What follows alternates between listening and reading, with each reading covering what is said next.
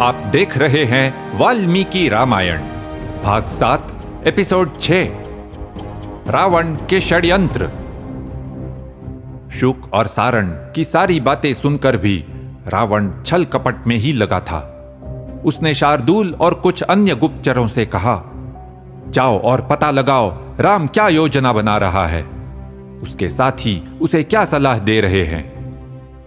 शार्दूल और उसका दल वानर सेना में घुस गए, लेकिन वानरों ने फिर उन्हें पकड़कर खूब पीटा। अंत में श्री राम ने उन्हें छोड़ दिया। शार्दूल ने रावण को बताया, राम ने सुवेल पर्वत पर डेरा डाला है। उनके जैसा वीर पूरी दुनिया में कोई नहीं है। उनके गुणों का वर्णन शब्दों में करना संभव नहीं है। वक्तुम न शक्तो रामस्य गुणान कश्चिन नरः क्षितौ। महाराज, सीता को लौटा दें या फिर युद्ध के लिए तैयार हो जाएं। वे हमारे दरवाजे पर आ धमके हैं। यह सुनकर रावण को धक्का तो लगा, लेकिन अब भी वो कोई साजिश करने की ही सोच रहा था, युद्ध की तैयारी नहीं।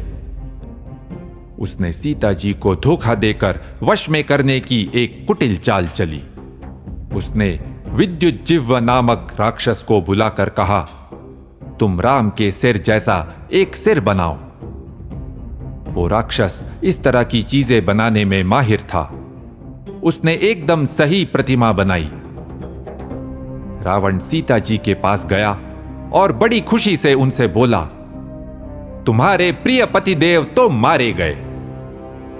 तुम मुझे अब तक मना करती रही, क्योंकि तुम्हें लगता था कि राम आकर तुम्हें बचा लेगा। मूर्ख, छिन्नन्ते सर्वथा मूलम दर्पश्च निहतो मया।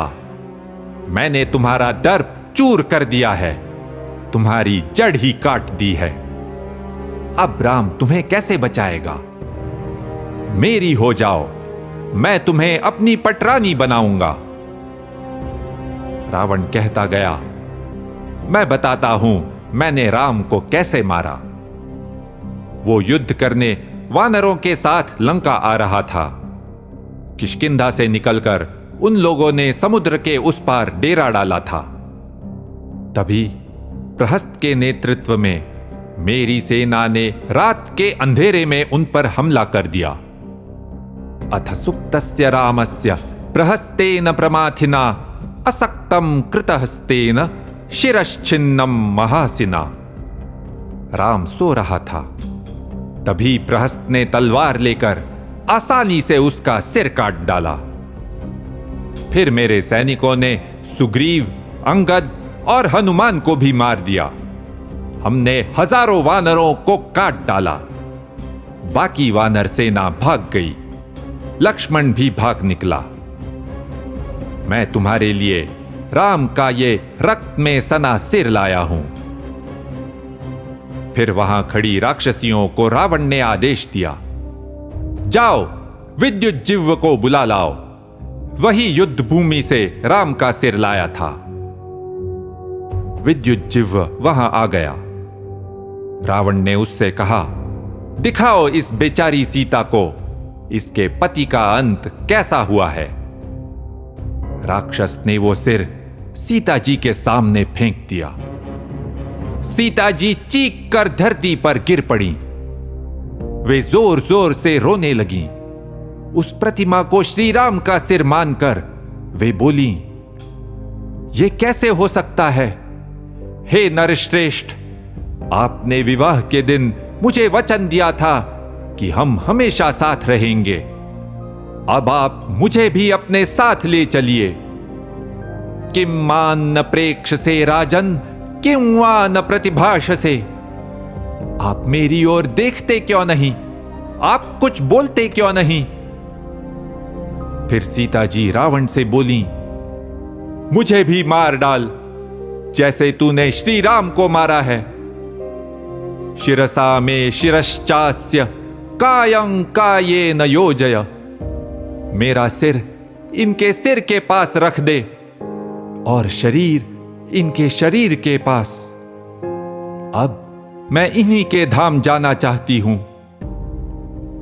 सीता जी को श्री राम की मृत्यु का दुख तो था ही, लेकिन इस बात का भी दुख था कि वे इस तरह मारे गए। दुनिया के सर्वश्रेष्ठ योद्धा को सोते समय बिना युद्ध लड़े ही मार दिया गया। उन्हें माता कौशल्या की भी चिंता थी। वे श्री राम की मृत्यु का दुख कैसे सह पाएंगी? और सीता जी ने यह भी सोचा कि कैकेयी को जो चाहिए था उसे मिल ही गया। सीता जी टूट गई थीं, लेकिन अब भी उन्होंने रावण का प्रस्ताव नहीं माना। उसकी चाल असफल रही। तभी एक राक्षस आकर रावण से बोला, हे आर्यपुत्र, आपके मंत्री किसी महत्वपूर्ण चर्चा के लिए आपकी प्रतीक्षा कर रहे हैं। और रावण बड़ी जल्दी में अपने मंत्रियों से मिलने चला गया। सरमा नामक राक्षसी ये सब देख रही थी।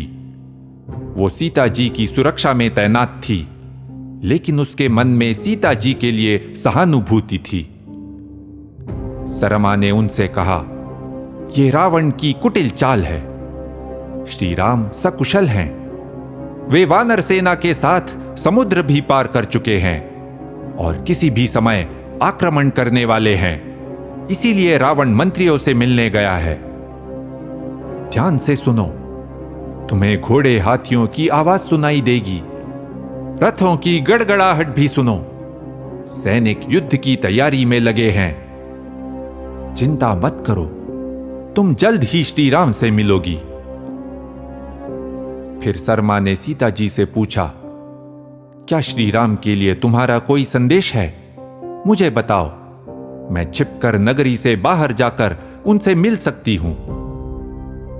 लेकिन सीता जी ने इतना ही कहा, अगर तुम मेरे लिए कुछ करना चाहती हो तो पता लगाओ कि रावण अपने मंत्रियों के साथ क्या योजना बना रहा है।